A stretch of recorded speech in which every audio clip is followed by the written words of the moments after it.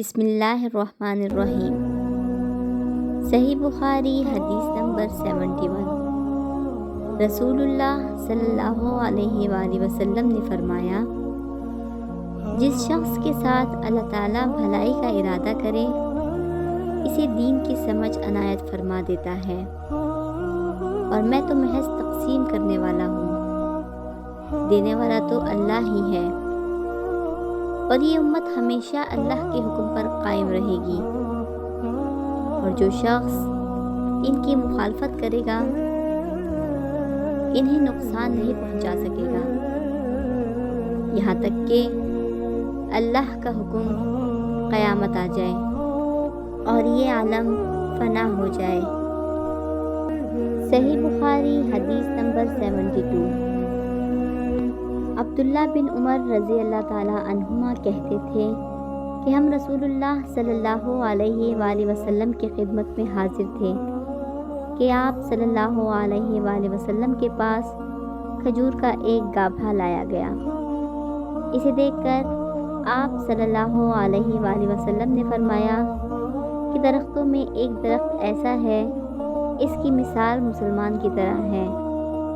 ابن عمر رضی اللہ تعالیٰ عنہما کہتے ہیں کہ یہ سن کر میں نے ارادہ کیا کہ عرض کروں کہ وہ درخت کھجور کا ہے، مگر چونکہ میں سب سے چھوٹا تھا اس لیے خاموش رہا۔ پھر رسول اللہ صلی اللہ علیہ وآلہ وسلم نے خود ہی فرمایا کہ وہ کھجور ہے۔ صحیح بخاری حدیث نمبر 73۔ رسول اللہ صلی اللہ علیہ وآلہ وسلم کا ارشاد ہے کہ حسد صرف دو باتوں میں جائز ہے، ایک تو اس شخص کے بارے میں جسے اللہ نے دولت دی ہو اور وہ اس دولت کو راہ حق میں خرچ کرنے پر بے قدرت رکھتا ہو، اور ایک اس شخص کے بارے میں جسے اللہ نے حکمت کی دولت سے نوازا ہو اور وہ اس کے ذریعے سے فیصلہ کرتا ہو اور لوگوں کو اس حکمت کی تعلیم دیتا ہو۔ صحیح بخاری حدیث نمبر 74۔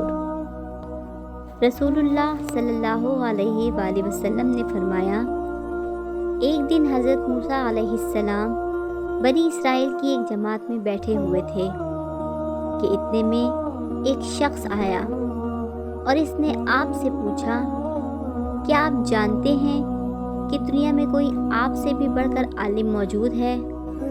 حضرت موسیٰ علیہ السلام نے فرمایا، نہیں۔ اس پر اللہ تعالیٰ نے حضرت موسیٰ علیہ السلام کے پاس وحی بھیجی کہ ہاں، ہمارا بندہ خضر ہے جس کا علم تم سے زیادہ ہے۔ حضرت موسیٰ علیہ السلام نے اللہ سے دریافت کیا کہ خضر علیہ السلام سے ملنے کی کیا صورت ہے؟ اللہ تعالیٰ نے ایک مچھلی کو ان سے ملاقات کی علامت قرار دیا اور ان سے کہہ دیا کہ جب تم اس مچھلی کو گم کر دو تو واپس لوٹ جاؤ، تب خضر سے تمہاری ملاقات ہوگی۔ تب موسیٰ علیہ السلام چلے اور دریا میں مچھلی کی علامت تلاش کرتے رہے۔ اس وقت ان کے ساتھی نے کہا، جب ہم پتھر کے پاس تھے کیا آپ نے دیکھا تھا؟ میں اس وقت مچھلی کا کہنا بھول گیا اور شیطان ہی نے مجھے اس کا ذکر بھلا دیا۔ موسیٰ علیہ السلام نے کہا، اسی مقام کی ہمیں تلاش تھی۔ تب وہ اپنے نشانات قدم پر پچھلے باؤں باتیں کرتے ہوئے لوٹے۔ وہاں انہوں نے خضر علیہ السلام کو پایا۔ پھر ان کا وہی قصہ ہے جو اللہ نے اپنی کتاب قرآن میں بیان کیا ہے۔ صحیح بخاری حدیث نمبر 75۔ حضرت ابن عباس رضی اللہ تعالیٰ عنہ نے فرمایا، ایک مرتبہ رسول اللہ صلی اللہ علیہ وآلہ وسلم نے مجھے سینے سے لگا لیا اور دعا دیتے ہوئے فرمایا کہ اے اللہ، اسے علم کتاب قرآن عطا فرمائیو۔ صحیح بخاری حدیث نمبر 76۔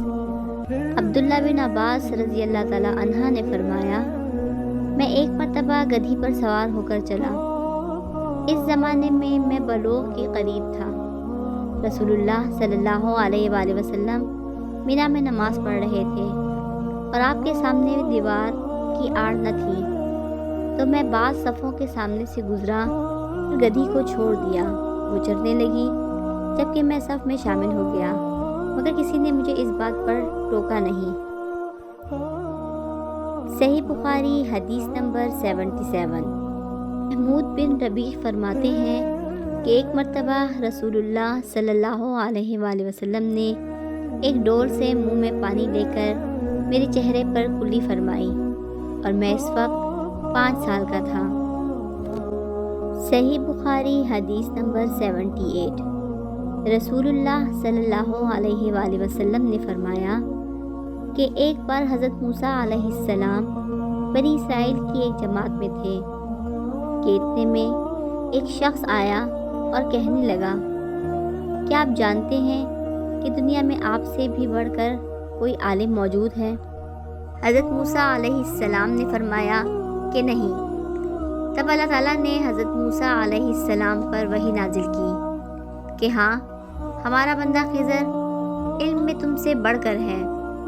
تو حضرت موسیٰ علیہ السلام نے ان سے ملنے کی راہ دریافت کی۔ اس وقت اللہ تعالیٰ نے ان سے ملاقات کے لیے مچھلی کو نشانی قرار دیا اور ان سے کہہ دیا کہ جب تم مچھلی کو نہ پاؤ تو لوٹ جانا، تب تم خضر علیہ السلام سے ملاقات کر لوگے۔ حضرت موسیٰ علیہ السلام دریا میں مچھلی کے نشان کا انتظار کرتے رہے۔ تب ان کے خادم نے ان سے کہا، کیا آپ نے دیکھا تھا کہ جب ہم پتھر کے پاس تھے تو میں وہاں مچھلی بھول گیا اور مجھے شیطان ہی نے غافل کر دیا۔ حضرت موسیٰ علیہ السلام نے کہا کہ ہم اسی مقام کے تو متلاشی تھے۔ تب وہ اپنے قدموں کے نشانوں پر باتیں کرتے ہوئے واپس لوٹے۔ وہاں خضر علیہ السلام کو انہوں نے پایا۔ پھر ان کا قصہ وہی ہے جو اللہ تعالیٰ نے اپنی کتاب میں بیان فرمایا ہے۔ صحیح بخاری حدیث نمبر 79۔